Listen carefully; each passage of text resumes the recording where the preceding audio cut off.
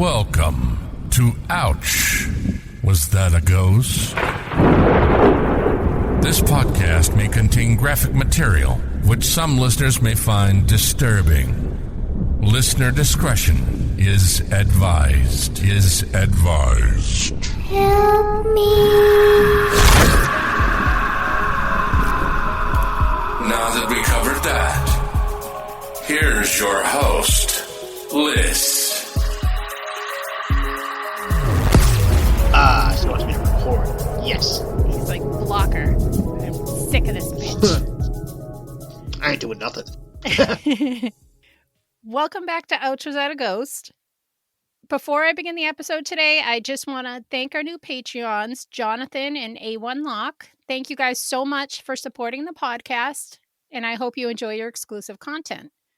Today, joining me, I have Chris Tell from Twisted Tales. Hi. And now I don't know what to say. Oh, I don't know what to say either. Let's both say hi. Hi. Hi. So, what tale will you be telling me today? I am doing a listener request, Daniel Leplante, because I have so many listener requests and I suck. I know that. I'm trying to get through them. You should see the list I have. There's tons. It's gross, right? And then I'm like, I sit down and try to get through them, but then there's always more. And I love that people are requesting. Like, don't stop. It's just, I'm trying to keep up with them. I actually went from like 200 things like that I had saved, like bookmarked, like websites on my phone. I'm down to 104 now. So it's coming. Look at you. Well, you pump out episodes like left and right. Just when I have time. I don't have like the kid here. I don't have the kid. Well, he's always here, but it's just, he's always here, but it's just when he's asleep and stuff. Life happens, right? It sure does. And I work a lot, so yeah. I know. I don't know why we can't just be podcasters. Some year. We're going to manifest it. This is the year. We'll get there. Okay. I've been riding your coattails for years. Yeah, right. I feel like we flip-flop. One of us goes ahead and it's just back and forth. Oh, yeah. Like I went up and then I slowed down. It's not a competition or anything. It's for like personal enjoyment, I guess. Right? Like you help other people. The podcasting community is so like just ridiculous. Helping out. Like even when Lee left and I was like having a meltdown, I'm like, I'm not doing this anymore. I quit. Everyone was like coming up and like Neil and Megan were like, you know, I'll help you edit. I'll help you write. Like everyone's coming out of everywhere. Like, no, don't quit. Don't quit. Like, it's just amazing. The support everywhere. Yeah, no, it's really great. Eh? Like even like Josh from Josh and Polly show, like me and him are talking a lot, and like we're helping each other out with everything, and we help other people with stuff, so it's cool. No, I was mad that you guys didn't show up for the live that day. Oh, we played video games for like 6 hours. I'm pretty sure. Yeah, he's like, I'm pretty tired. I'm like, you want to go to bed, buddy? He's like, maybe. And I'm like, I can log off. Yeah. I gotta download that zombie game that you guys were talking about. Oh, 7 days. Yeah. My games that I've been playing, I play Fortnite just because it's easy and like mind numbing. It's like in between researching or something, I need something just to stupefy my brain. Or I go on and I play Star Tender. It's on VR and it's like an alien bartender game. Oh, cool. And if you're too slow with the drinks, the aliens like talk shit to you. But it's so fun. That sounds fun. It's really stupid, but it's very enjoyable. But I feel like every other game that people play, I just get stressed out about. My brother plays Rocket League, which that makes me want to smash my controller. Or he tried to get me to play Fall Guys with him, and same thing, I just want to smash my controller. It's just like the chaoticness of it. It stresses me out. It's not enjoyable. Yeah, I don't play that either. No, that's why I just play like 7 days. That's it. That's all I play. Like that and like role playing games or whatever, like RPGs and shit, like older ones, like fucking Dragon Warrior and shit. Mm-hmm. Yeah. Maybe I'll download that tonight and make you hop on and play that thing with me. I'm down. I'm always on there. Is it a PC game? Yeah, it's a PC game. I hate playing PC games, but can it be on the 4 or 5? No, it's way better. Like graphic wise, everything. Just get a controller and like plug it in, set it up, away you go. Maybe. Simple. We'll see. Super easy. We'll see. Because like if I ever see it on sale or whatever, if you're on Steam, you can do that. You can just log in on Steam, make an account, and then you can get your games. And then if I see it on sale or whatever, I can check it out. I can buy it for you and send it to you. That's so funny. On our last episode, I talked about Steam, and I didn't know exactly what it was. What is it? It's just the game center for PC? Pretty much. It's like PlayStation Network, I guess, for PC. Hmm. Yeah. All right. Well, I will check that out. I'll wait. All right. I'm sorry. I'm just rambling. But yeah, this was a listener request and I started to research, but I was like, no, that can't be real. But articles and court documents say it differently. The story begins and ends in tragedy, and the middle is just bizarre. Have you heard of this case before? Of Daniel Leplante? No, I don't think. Yes. Daniel J. Leplante was born May 15th, 1970 in Townsend. Can you pronounce the state for me? It's a state I live in. Massachusetts. Thank you. Not a ton is known about his childhood, but what is known is very traumatic. He did not have it easy as a kid. He endured more trauma as a child than most do in a lifetime, and worst of all, it was by the adults in his life. That as a child, you look to adults to take care of you. Oh, yeah. The house he lived in was like disgusting. It was atrocious conditions. It was trash filled. The yard was like filled with abandoned cars with car parts. So that doesn't sound fun. But I mean, maybe they sold all like parts from like the old salvage yard or whatever. I don't know. Is that what their place was? Like they just kept all like old cars and shit? It was just gross. There was trash everywhere in the house. It's just if you think of a disgusting house, this was it. Oh, okay. Well, thank you. Oh, he lived with his mother and his stepfather, Elaine and David Moore, and his two brothers, Matthew and Stephen. Leplante was abused by many adults in his life, including his father and his stepfather. His father was said to be responsible for the majority of the abuse, psychological and sexual. Yeah. I don't like this guy. You don't like the father or Daniel? I don't think I like both right now. I have a feeling I'm not gonna like. I feel like I'm not gonna like either of them. Yeah, no, I feel bad for them, for people who grow up to be killers when they're kids, but at a point, like now it's your fault, buddy. Oh yeah, yeah. I did an episode on like kids that kill parents and other siblings and shit. Yeah. Yeah, actually, people like that episode. So Yeah. you should do more episodes like that. Okay. But it wasn't just at home that he suffered trauma. It was also at school. He struggled socially, not really having any friends. He was bullied because of his abnormal behavior, his appearance, and his lack of hygiene. He was known to be just dirty. He wore dirty clothes. And the adults in his life weren't pushing hygiene. Like as an early teen, sometimes kids have to be pushed, like, hey, brush your teeth, take a shower. You know what I mean? Yeah. His classmates at school made fun of him, describing him as, quote, creepy and weird. He struggled academically with school, having been diagnosed with dyslexia at an early age. Say that word again. Which one? Academically. Academically. There you go. Thanks. Why? Did Thank I you. say it wrong? No.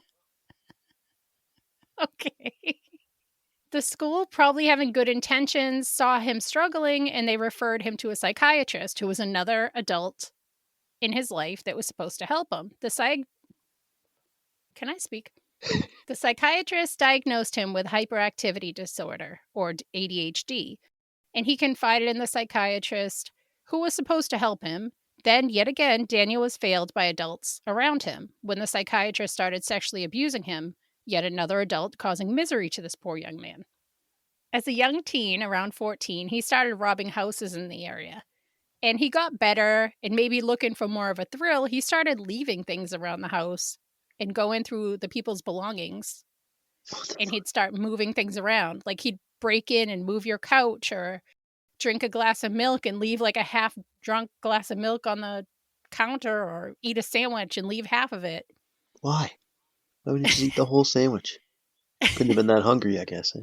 I'm guessing he was just trying to get a thrill out of like, I don't know, the psychological, like fucking with the people. Well, yeah, I mean, like coming home and like knowing you had like your place clean and then like there's like a half glass of milk there, that would be like, did I drink this? No, that would totally mentally mess with you. Like gaslighting them. Like maybe this was him trying to get some control over his life, you know? Mm-hmm. Maybe. Or some way of like some enjoyment at it at least. Yeah. But it said in 1986, Daniel broke into the Bowens home. Some articles say the Andrews, but I'm going off the articles that were based out of Boston, like the Boston Globe and all that. But other articles call this family the Andrew family and give different names for all the people. But I'm going Bowens. So get mad at me if you want. While digging around in their house, he saw a photo that interested him, a teenage girl. And he somehow got the phone number of the house that he broke into. Oh, God. In that house, the Bowens house, lived the father, Frank, and 2 daughters, Tina, who was 15, and Karen, who was 9. Mhm. The girls had recently lost their mother to cancer, so their father was picking up extra shifts, trying to make ends meet. He was a bus driver, and he was a school driver or a bus driver, I forget. And the girls spent a lot of time home alone. Daniel started calling the house, and he'd call and be like, hey, I got this number from a friend that goes to your school. And him and Tina kind of developed a friendship over the phone, you know? Okay, kind of like a buddy system, or not a buddy system, but like friends or whatever, just talking on the phone, I guess. Yeah, and she probably just because of her age too. It's like a boy crazy age. And the way he described himself, he said, I'm handsome, I'm in shape, I'm athletic, I'm blonde, and I don't live too far. He was probably none of those things.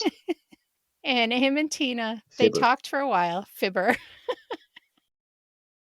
He's a fibber.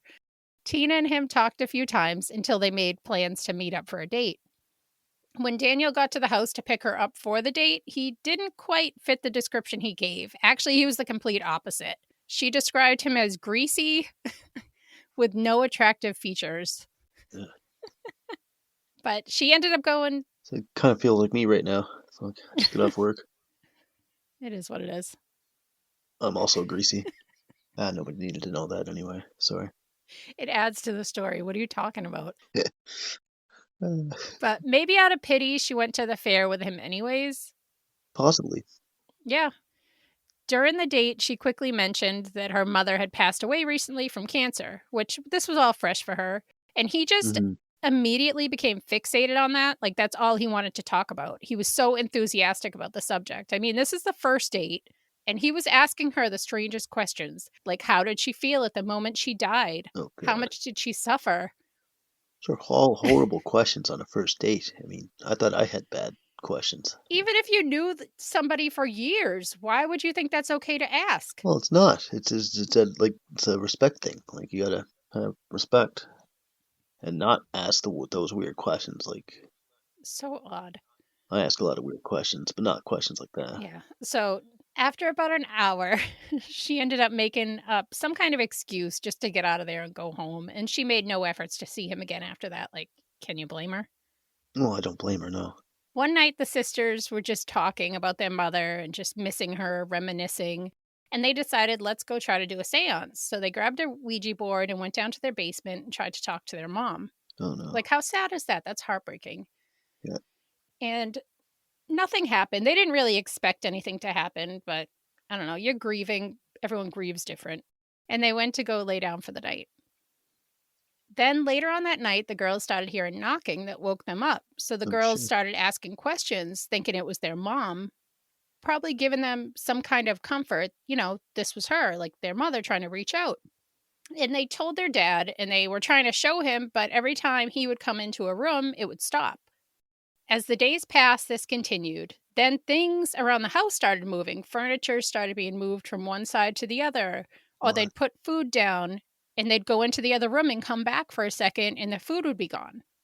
So they're like, this isn't our mother. Like, what did we let in? Did we let in like a poltergeist? So they think like they summoned like a more powerful spirit than the one they were actually doing to like summon their mom or whatever. Yeah, they didn't think their mother would be screwing with them like this. Well, I mean, maybe it's payback for all those years of school, but not everything else. Cleaning their room. Their dad, Frank Bowen, thought all this was just the girls playing tricks, but the girls insisted it was a demon or an angry ghost that they let in, and he was like, no, you're just acting out after losing your mother. And I'm sure he was overwhelmed too. He just lost his wife, and now he's a newly single father. Yeah, and he's got the kids, like, he's thinking that, all this weird stuff's happening and they might be behind it or something, right? Yeah. So in January 1987, the knocking started, but by now they were just used to it. It was just annoying more than anything else to them. This time it wasn't. They kind of just tuned it out. Yeah, they were just like, oh, that's our poltergeist. It's fine. Don't worry about it. But this time it wasn't coming from the walls, it was coming from down below. So Tina grabbed a kitchen knife and went down to investigate with Karen on her heels. As they went down the stairs, they saw on the wall, written in a bloody red color, was, quote, "I'm in your room, come find me." Okay. And smartly, they ran out of the house instead of going to investigate. They went to a neighbor's house who let them stay there until their father got back from work. When the father got back from work, they told him what happened. And again, he thought the girls were just doing this. And he was like, all right, this is enough. You guys have to start going to counseling or something. Like, something has to happen because this is not cool. Yeah. So a few weeks passed and there was no knocking for a few weeks. So they were like, yes, it's finally over. But no, it started up again. And this time it was coming from Tina's bedroom. So the girls, again, grabbed a knife, ran to the room, and there on the wall, in that bloody red color again, it said, quote, "I'm back. Find me if you can." Oh, God. Again, they ran to a neighbor, the same neighbor, who called Frank at work, and the girls told Frank what they saw. And he got back there. Frank went over to check out the house, but when he got to the house, it was a little different than the girls described. It was like in more disarray than what he thought they would have done. Like more things were broken. Oh, wow. So he was like, maybe somebody actually is in here. So Frank checked the house alone, and the girls stayed downstairs, and he went up into Tina's room, and on the wall was another message written in that blood red that said, "Marry me." As he turned around, he saw he wasn't alone in the room. There was a teenage boy in his dead wife's clothing. Some say it was her wedding dress. Jesus Christ. And he had makeup on and a blonde wig. In his hand was a hatchet. The young man was Daniel Leplante. This is where the story varies a little bit. Some say that he was wearing a Native American garb. It doesn't really matter. He was sitting there dressed strangely with a hatchet, whatever the variations are. But a Yeah. tussle started. Exactly. Like, you don't want to fucking fuck with that. A tussle started, but somehow Daniel got away, but he just like vanished. Frank called the police, still confused, like how could he get away that quickly? The police saw that the messages in the wall were written in ketchup. So that like at least explained that, like it wasn't blood. Mm-hmm. But they started looking around the house to see if there's a way to sneak in or out of the house or to explain some way that he could have gotten away so easily. Yeah, because he got away pretty quick, right? Yeah, it just didn't make sense. Like he wasn't running across the front or the back. Like it just, you can't just disappear that quickly. No. And an officer found a hidden door behind a bureau in one of the girls' rooms. And in there was like a little crawl space, which allowed access to Tina's room. And when they looked inside, there was Daniel balled up. I'm picturing in his wedding gown. Oh, Not God. funny. Sorry, not funny. Another variation I saw of this story was that the family went to stay somewhere else. And then when the dad came back to retrieve some items, the police found him in the crawl space then. But same thing, it doesn't really matter. It's the same outcome. Either way, he was hiding out in their house. Frogging. Do you know what frogging is? Kind of just like squatting, I guess, maybe. Yeah, there was some movie my kid showed me a long time ago where some kid was just like living in someone's house for like months, just like Daniel was to wow. them, and they didn't know. He's just like moving around in the walls. Like, how scary is that? Well, I mean, it's like, you'll have that feeling that you think you know something's there, but then you're like, yeah, nothing's there. Yeah, right? But then, like, there's a person there. But I mean, that's even more weird. Like, yeah, you don't It's need the that. stuff like nightmares are made of. Like this, your house is supposed to be like your safe space. Should be, yeah. I don't know. And just finding out you were watched for like months. Ugh. Well, they wouldn't like what they see.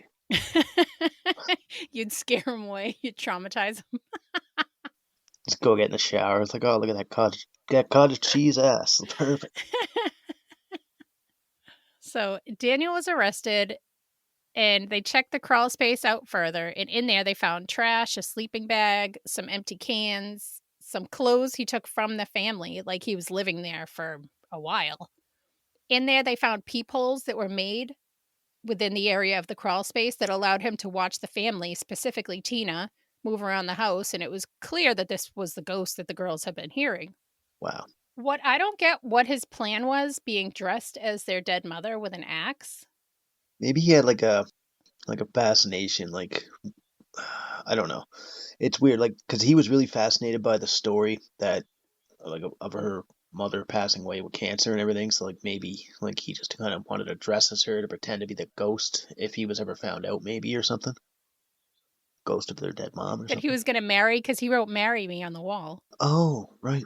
That's okay. That just throws my fucking whole story out of the water here. Never mind. Either way, I don't think he had great intentions. Well, no, definitely not. But I mean, like, I don't know why he would have wore the wedding dress. Like, what if he was found out or whatever? I don't know. It's, you know, it'd be like a costume anyway. I guess they wouldn't be like see him in his clothes or whatever if he ever had to get away. They had to get a description or something.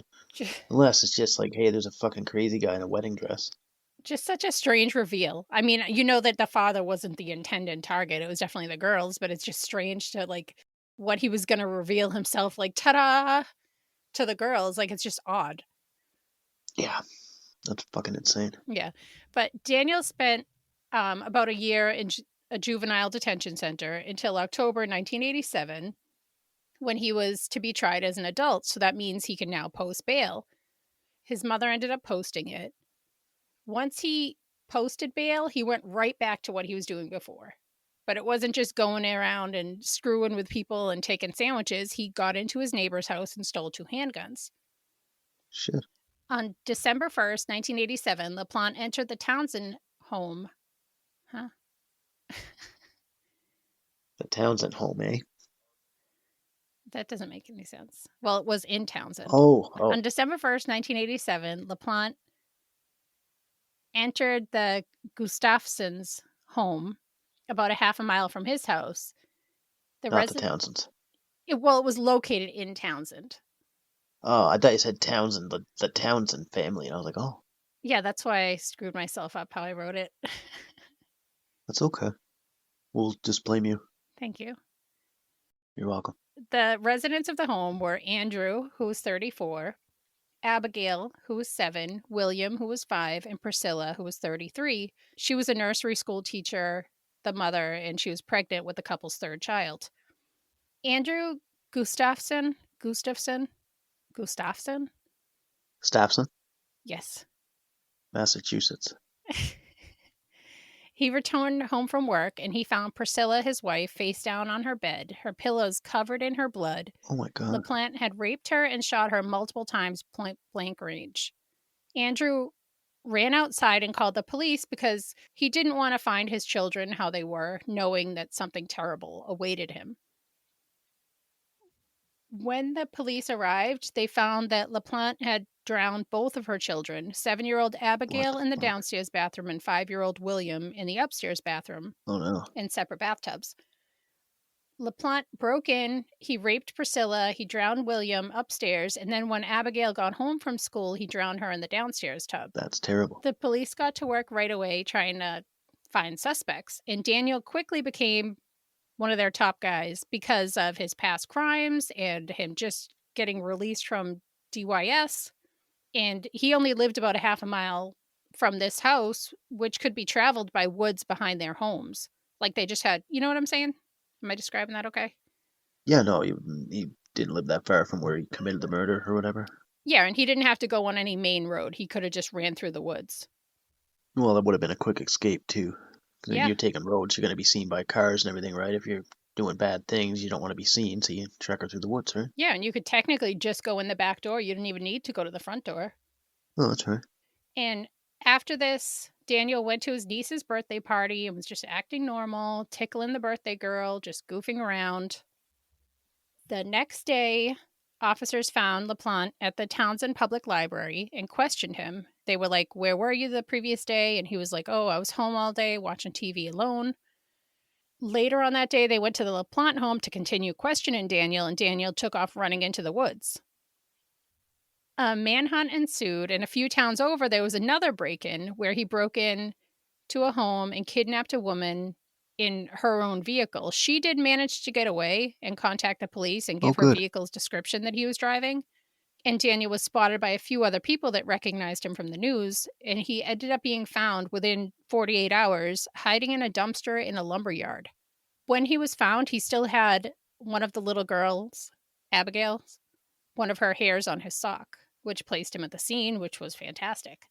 He was charged with the murders of Priscilla Abigail and William Gustafson, along with other crimes associated with the murders and the evading and the Bowen charges he still had.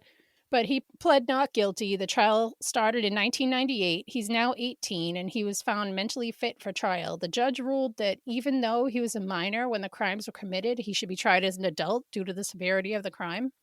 He was said to be smiling throughout the whole trial, which is Weird. completely disgusting. Yeah, what a weirdo. Why would he just smile? I mean, I guess it's better than having, like, no expression whatsoever, I guess. Still a creep. So gross. Well, I was just kind of thinking here, like, when he was, like, living in the other place or whatever, dressed up and stuff, like, maybe he was, like, getting a feel for how far he could do things and then moved on to the next place, right? Which, I don't know, it just seems kind of weird to me that he just went all out the next time, right? Maybe he always wanted to do that. I wonder if having the weapons gave him like more guts to do it. Probably more. He probably felt more ballsy about it. You know what I mean? Yeah. More confident. Yep. Definitely. After a 5-hour deliberation, Leplante was sentenced to 3 life sentences for the murder of the Gustafsons to be served consecutively, which is great. And what I didn't get was why he was never charged with the murder of the baby, of the fetus.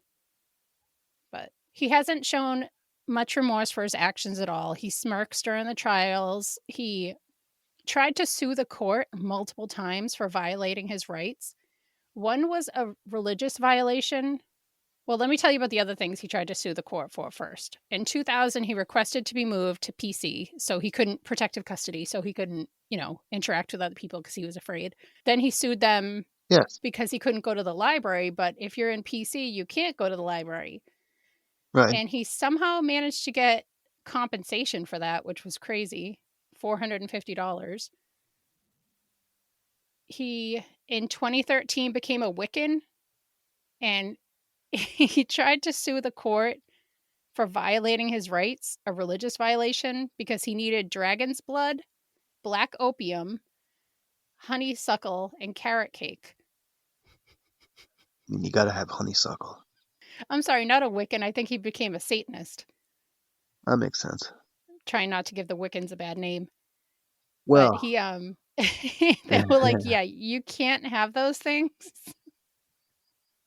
And on March 22nd, 2017, he had a resentencing hearing at the Middlesex Superior Court in Woburn, Mass., where he asked for a reduction in his sentence. The now 46-year-old Daniel cited that the Supreme Court ruled that juveniles cannot be sentenced to life in prison without parole. At the hearing, it was mentioned that during his first appeal, previous court rulings were cited saying that juveniles convicted of murder should be given convicted of murder should be given a meaningful opportunity to re-engage with society. There was also a new law allowing juveniles convicted of murder with extreme cruelty and atrocity to ask for parole after they've been behind bars for the minimum of 30 years.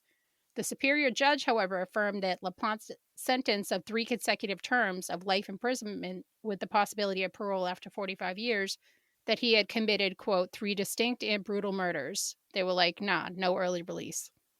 Yeah. Commenting that although he made progress, he still lacked empathy. And then this was his first, people say remorseful statement, but I find it very insincere. At the trial, he tried to, at his resentencing hearing, he said, quote, I do not have the words to fully express my profound sorrow, but I am truly sorry for the harm I have caused. From the very essence of who I am, from the depths of my soul, I am sorry. Like, I don't believe that. After a psychiatrist evaluated Leplante and found that he was not remorseful for what he had done at all. Andrew Gustafson did end up remarrying, and he remarried another widow. So each spouse wore 2 rings, like one for the new marriage and one for the spouse that they lost, which is so sweet.